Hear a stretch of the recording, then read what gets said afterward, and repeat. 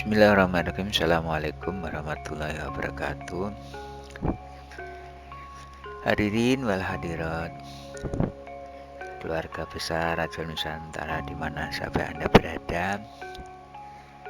Kami dari keluarga besar Radio Nusantara akan membedah tentang perekonomian.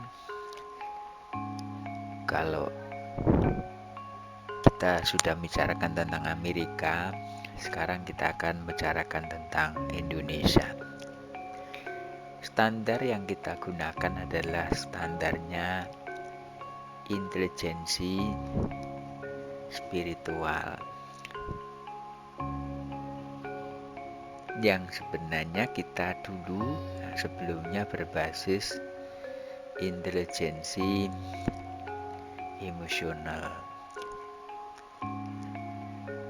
Ada perbedaan. Intelijensi spiritual itu intelijensi sebagai landasannya adalah data-data. Kemudian spiritual ini adalah kita mencari jawaban di spirit. Sebenarnya di spirit itu ya di langit. Namun kalau intelijensi emosional itu adalah data-data yang akan dibedah ke berbasis data juga. Jadi mengkonvert data dengan data, tetap data yang ada itu ya sebagai diolah. Jadi olahannya kalau intelijensi spiritual itu olahannya adalah horizontal dan vertikal antara data bumi dan data langit. Tapi kalau intelijensi emosional itu data bumi dikonter dengan data bumi yang ada. Nah, intelijensi spiritual ini sekarang lagi dikembangkan oleh RN. Nah, sementara intelijensi emosional itu sudah punya bank sains. Bank sainsnya adalah di Google.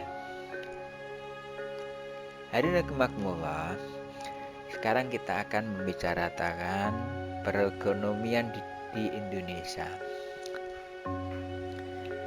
Kita awali Indonesia ini negara nomor 4 dunia besarnya dan juga perekonomiannya. Pertama Cina, kedua India, ketiga Amerika, keempat baru Indonesia. Ini Amerika kita sudah bicarakan, kemudian sekarang kita bicarakan Indonesia.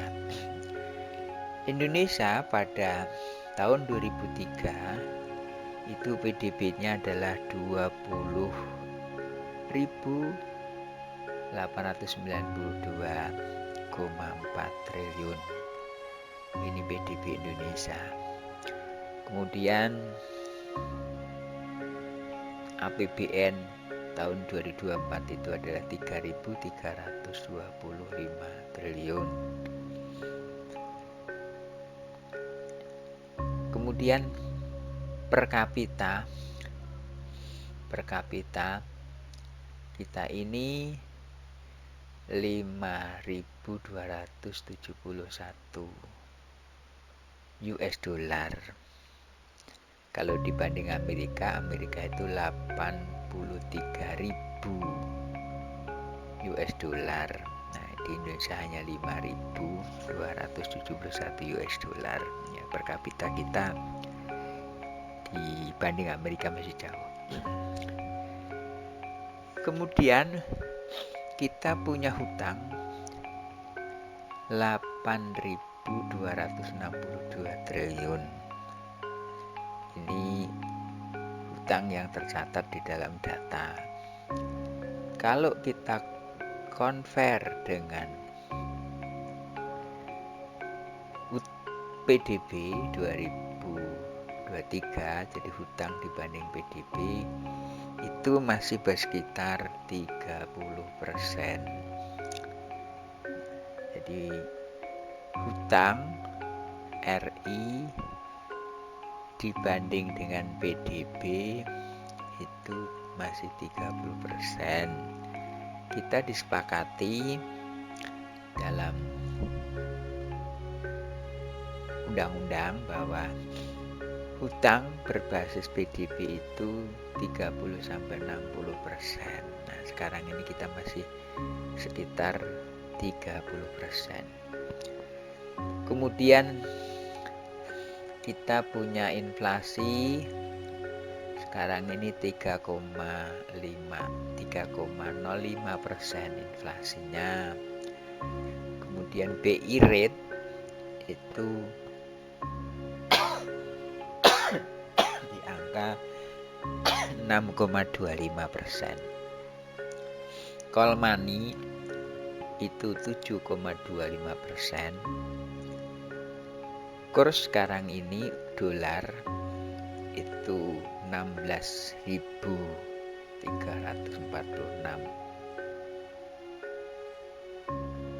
per 1 US dollar. Jadi 16.000 sekian.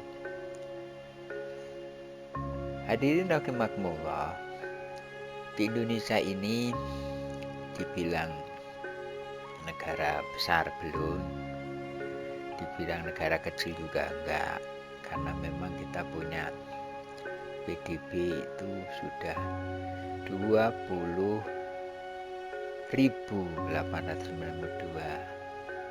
triliun. Ini juga PDB yang besar. Nah, kemudian hutang kita dibanding PDB tadi 30%. Kemudian kendala-kendala yang ada sekarang ini adalah kurs dolar. Kurs dolar terhadap rupiah itu masih tinggi, yaitu 16.000 sekian. Untuk Indonesia ini memang kita lagi kurang baik-baik aja,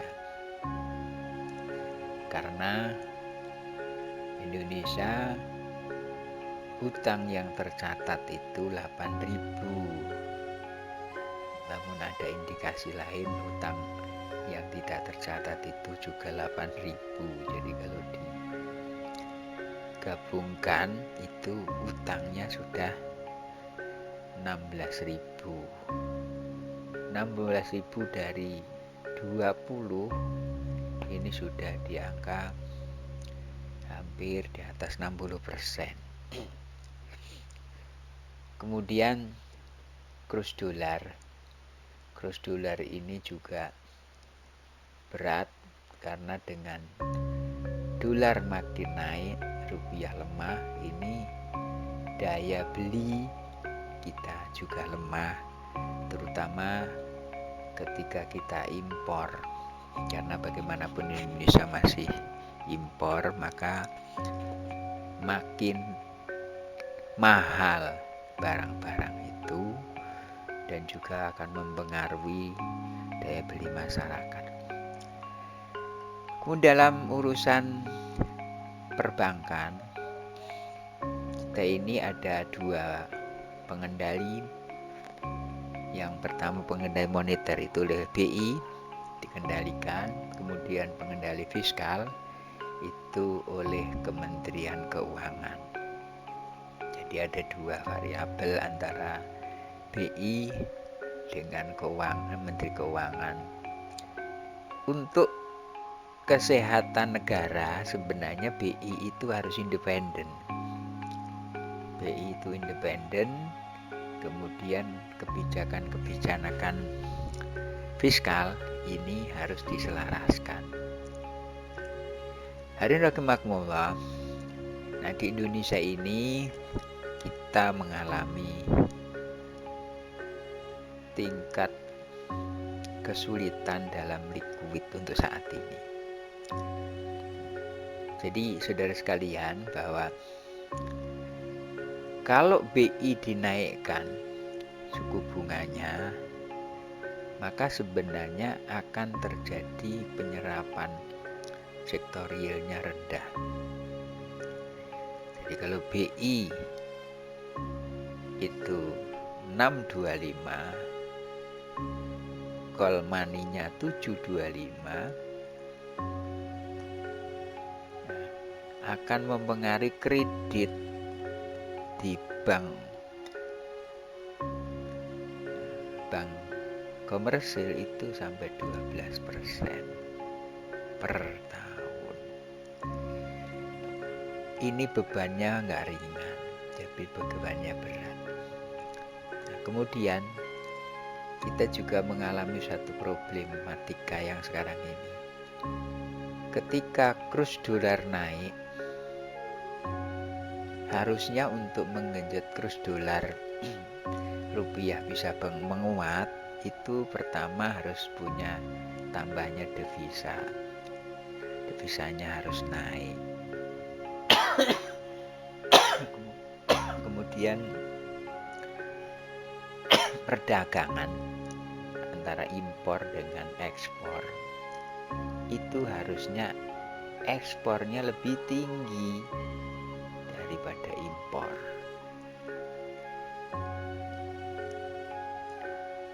Nah, ekspor lebih tinggi dari impor, maka ekspor ini akan menarik dolar ke dalam. Nah, sementara kalau impor itu menarik dolar keluar, karena kita ini mau menggunakan pembeliannya menggunakan dolar, maka ketika dolar tinggi, harusnya ekspor kita harus tinggi sehingga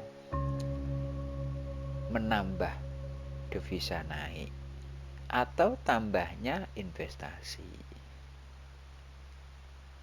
Tambahnya investasi luar negeri yang masuk ke Indonesia.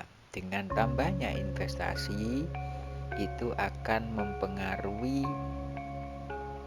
demand dari rupiah naik sehingga rupiah akan menguat.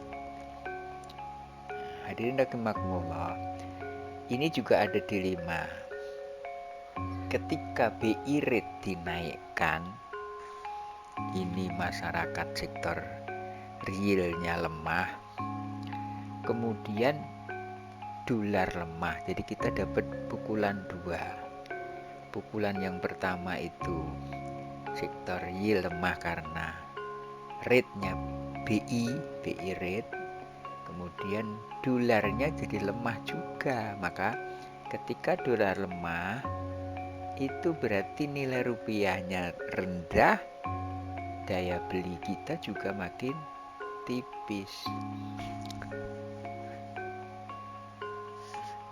Jadi kalau di Amerika yang mempengaruhi itu inflasi terhadap rate, kalau di Indonesia ini inflasi bisa diabaikan karena inflasi itu nggak segitu kental, karena kita mengekor dengan dolar.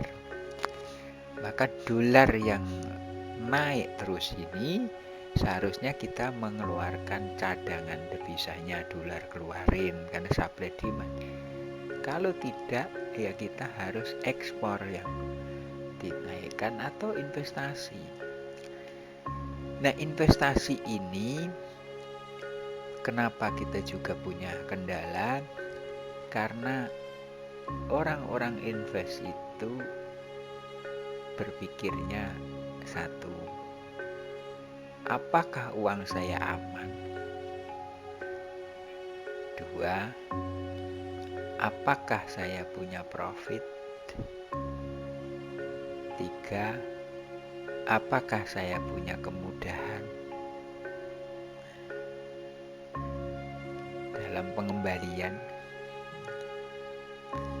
Bagaimana kepastian hukum? Kemudian selanjutnya karakter satu bangsa di negara itu. Jadi investor, kalau kita punya karakter ngemplang, kepastian hukumnya juga nggak jelas, kemudian izin semua dipersulit, mungkin ya juga mikir nggak aman dan nggak profit. Maka karena nggak aman nggak profit itu sering pada keluar, investor pada keluar. Kemudian ada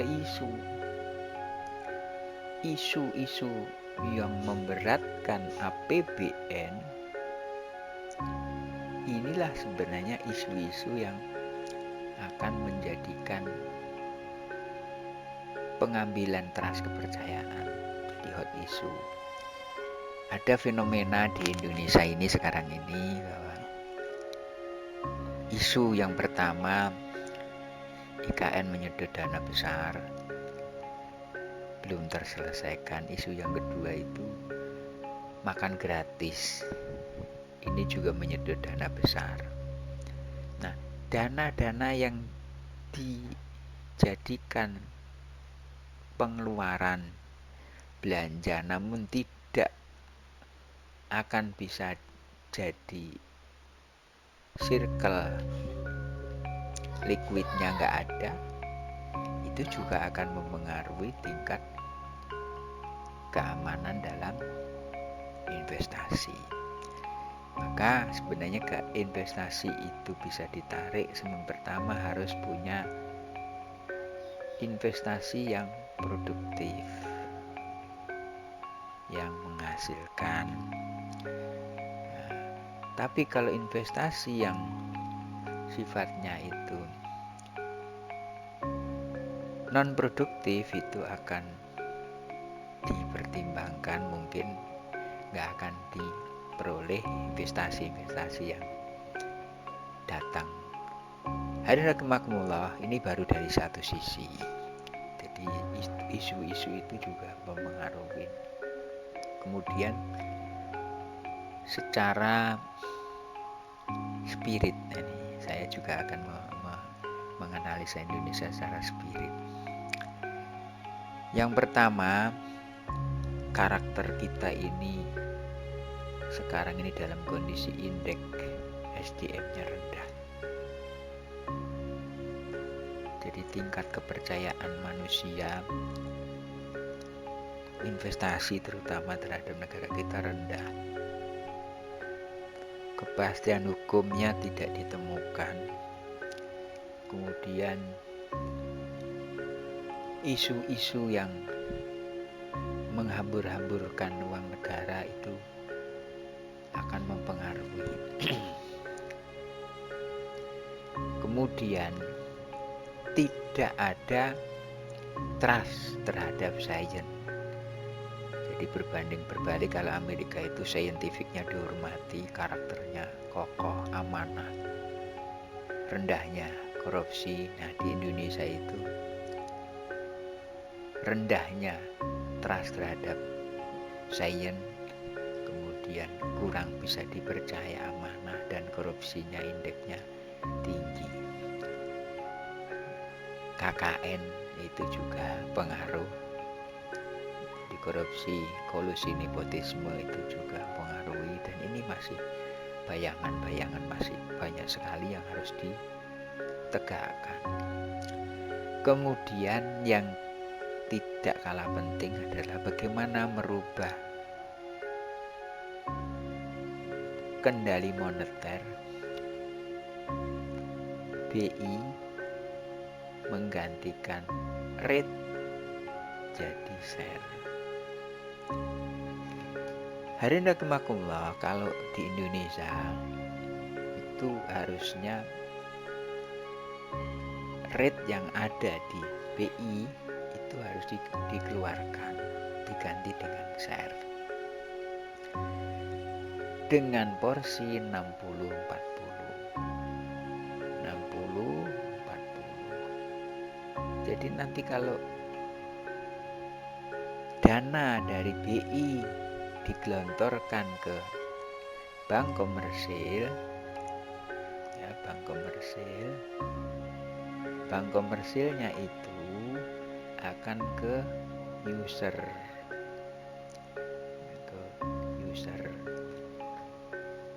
Porsi BI, ya, BI ke bank komersil ini 60-40, BI 40-nya bank komersil. Nanti versi dari bank komersil ke user itu juga nanti 60-40. 60-nya BI, bank komersil, 40-nya user. Dengan kita mendapatkan usernya 40, bank komersil 60, maka bank komersil ini akan menjadikan porsinya 3. 20% itu dividen, 20%-nya itu adalah operasional, 20%-nya itu untuk nambah capital. Nah, kemudian ketika nanti ditarik yang 60-40 tadi dari bank komersil ke user, nah ini ditarik ke BI itu sama 60-40, maka 40-nya bank komersil, 60-nya juga nanti bank BI. Nah, dengan porsi untuk dividen, untuk operasional, dan untuk nambah capital. Ini memang tidak mudah karena memang harus punya legal standing, legal aspect. Jadi memang harus ada perubahan undang-undang kalau untuk menjadikan Indonesia bebas dari rate ya, dengan share, dengan porsi 60-40. Nah, 60 itulah yang nanti akan dipecah menjadi 20-20. Nah, 40-nya itu adalah bagian dari hasil.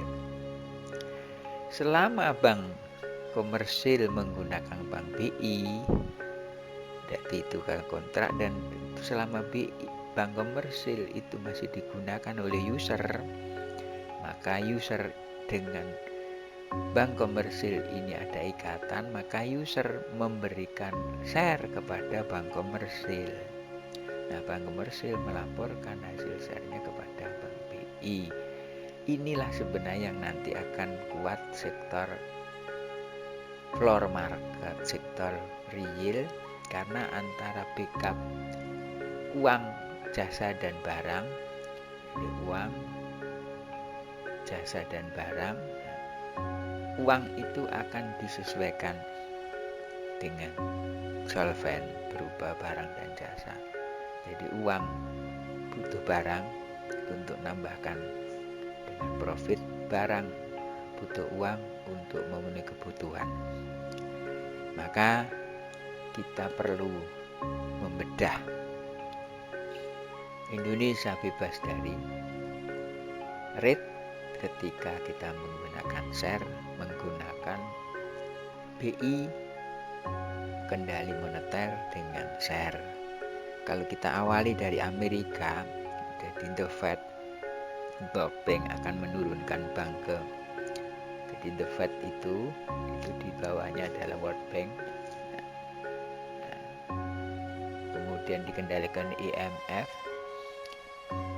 Nah, di World Bank-nya menurunkan ke BI 60-40, BI-nya ke bank komersil, bank komersil ke user.